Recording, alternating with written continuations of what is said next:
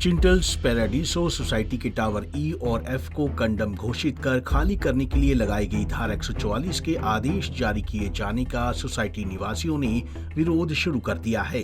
इसी को लेकर सोसाइटी निवासी एडीसी ऑफिस पहुंचे और जमकर नारेबाजी की। सोसाइटी निवासियों की माने तो जिला उपायुक्त बिल्डर के हक में फैसला करना चाहते हैं। सोसाइटी निवासियों की माने तो जब बैठक में दूसरे विकल्प के लिए चर्चा करना तय हुआ था तो दूसरा विकल्प देने से पहले ही सोसाइटी निवासियों को फ्लैट खाली करने के आदेश दिया जाना कहां तक जायज है।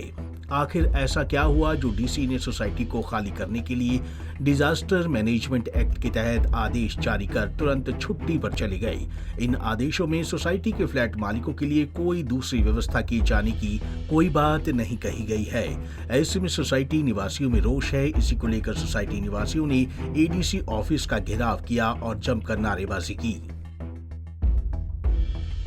हमारी वजह तो वही है कि हम चाहते हैं कि जो भी हमारे लिए किया जाए वो हमारे बारे में सोच के किया जाए। उन्होंने डीएमए एक्ट हमको बचाने के लिए निकाला, लेकिन उसमें हमारे बारे में बिल्कुल नहीं सोचा गया कि हम कैसे घर छोड़कर कैसे चले जाएं, हम कहाँ जाएंगे, कैसे जाएंगे, who will pay for that.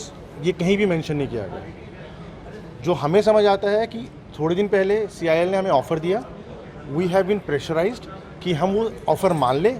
ये इनडायरेक्टली हमें प्रेशराइज कर रहा है कि हम वो ऑफ़र मान लें, या तो ऑफ़र माने, नहीं तो हम आपको घर से बाहर निकाल दें। चिंटल्स पैराडीसो के हम रेजिडेंट्स हैं। कल रात 11 बजे आरडब्ल्यूए को एक डीएमए का ऑर्डर फॉरवर्ड किया गया है, जिसकी तारीख है 11 तारीख की।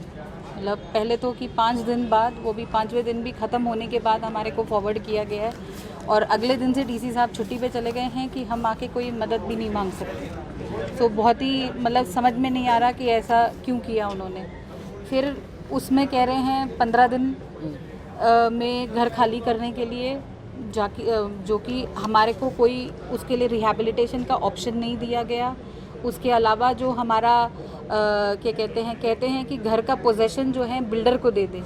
हम कौन सी ऐसा लॉ कहता है कि मैं जिस घर की राइटफुल ओनर हूँ उसका पोजेशन मैं किसी और को बिना किसी फाइनेंशियल कंप्लीशन कंसिडरेशन के मैं कैसे दे सकती हूँ?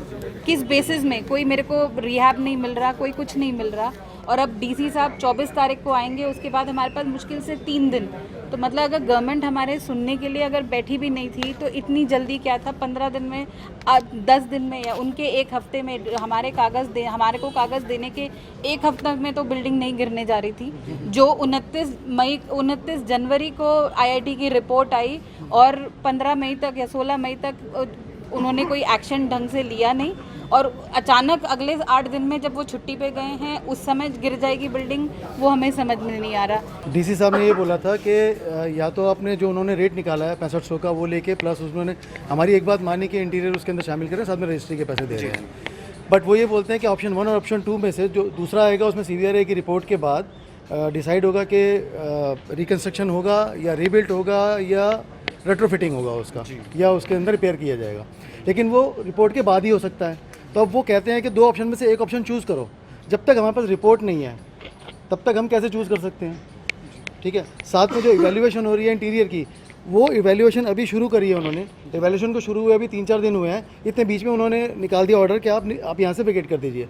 इवैल्यूएशन चल रही है एक तरफ आप कह रहे हैं वेकेट कर दे, दोनों चीज़ कैसे पॉसिबल है? तीसरी बात, वो कह रहे हैं कि चाबी जो है, क्या ये पॉसिबल, क्या लीगल है? It is not legal. Government की तरफ से इलीगल एक्ट है अगर ये हो रहा है कि हम हमारे अपने पैसे की चीज़ खरीदी कि हम पोजेशन दे दें बिना पैसे लिए, बिना रजिस्ट्री कैंसिल या रजिस्ट्री को ट्रांसफ़र किए हुए, कैसे पॉसिबल? वो विकल्प तो बाद में आएगा, रिपोर्ट के बाद है ना वो विकल्प तो। और उसमें भी बोल रहे हैं कि हमें 1000 रुपये देने पड़ेंगे, ठीक है, पर स्क्वायर फीट, वो भी सुपर एरिया पे, ठीक है, जो कि काउंट नहीं करता। सुपर एरिया में आप सब कुछ तो डेवलप करेंगे नहीं, दोबारा खाली फ्लैट बनाएंगे तो एक कारपेट एरिया पहली बात होना चाहिए, पहली बात तो होना ही नहीं चाहिए, ठीक है। दूसरी बात, अगर आप कर भी रहे हैं तो कारपेट एरिया के वो कीजिए, और रेट डिसाइड होगा तब जब रेजिडेंट्स और सब लोग बैठे आपस में म्यूचुअली एक दूसरे से बैठ के बात करें, तब वो चीज़ पॉसिबल है। उससे पहले तो रिपोर्ट है, रिपोर्ट तो अभी और टावर्स की नहीं आई है। जी, एच और ए की जिनके स्ट्रक्चर ऑडिट हो रहे हैं उनकी रिपोर्ट आज तक नहीं दी है, उसके ऊपर डीसी साहब ने कुछ नहीं कर रहे हैं। फिलहाल लोगों का गुस्सा साफ झलक रहा है। लोगों का कहना है कि जिस तरह से उन्हें जबरन उनके फ्लैट से निकाला जा रहा है, उससे उन्हें आंदोलन की राह पर उतरना होगा। अब देखना ये होगा कि मामले में किस तरह से विवाद को समाप्त किया जाता है।